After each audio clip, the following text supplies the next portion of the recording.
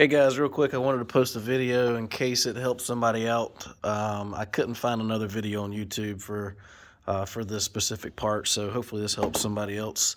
Had a 2015 Expedition XLT model that started clicking from one of the actuators here. This particular one, the air would not come out of the vents in the front. Whenever you tried to put that setting on, it started clicking. So this is the part. This is the part that I ordered, YH1881. You can get that on the parts.ford.com website.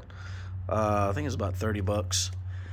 And I'll show you where this part goes. It was kind of up in there, but wasn't bad once you figured out where it goes. So this is the driver's side. Up underneath the driver's side above the gas pedal. The easiest thing to do is go ahead and remove the gas pedal. There's 3 bolts. Let's see if I can.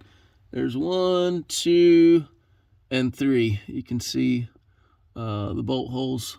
So go ahead and remove that. Drop the gas pedal down. It's kind of hard to see. My flashlight is shining up at the where the mode actuator goes.